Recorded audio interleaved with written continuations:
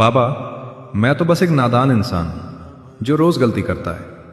कभी रास्ते से भटक जाता हूं तो कभी गलत लोगों को अपना मान बैठता हूं, और जब वही लोग दिल तोड़ते हैं तो भीतर से बस एक ही पुकार निकलती है, महादेव मुझे संभाल लेना।